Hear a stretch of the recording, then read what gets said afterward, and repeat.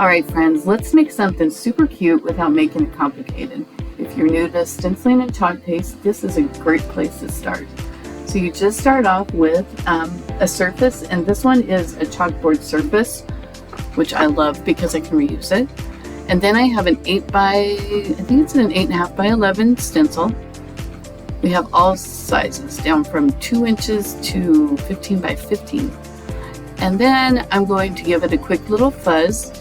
When you remove your stencils, you want to move it from top to bottom because you don't want to stretch that silk screen that's in the middle of them. So I'm just going to give this one a quick little fuzz because I have used this a couple of times.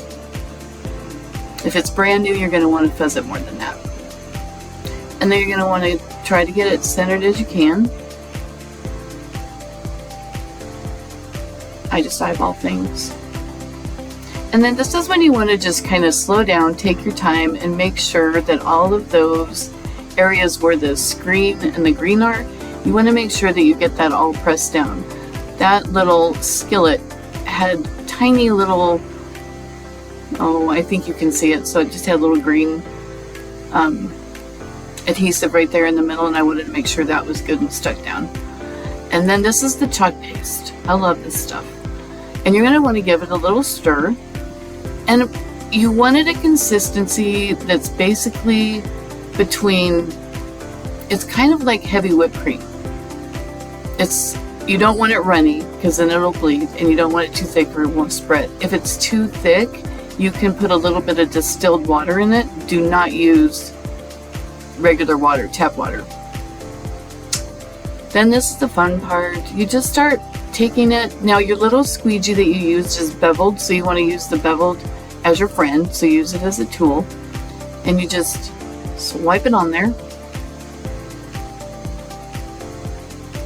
You don't have to use a ton. That's what's so cool about that. That little chalk paste jar is going to last me a very long time.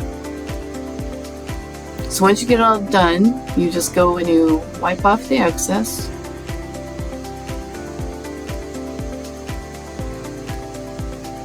And then again, you're going to remove this from top to bottom, not side by side.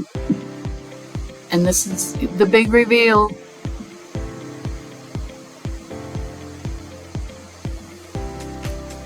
Isn't that cool?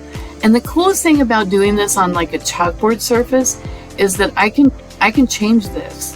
If that chalk paste is not permanent unless you spray something on top of it, so I can decorate this for all seasons. I hope you guys liked it.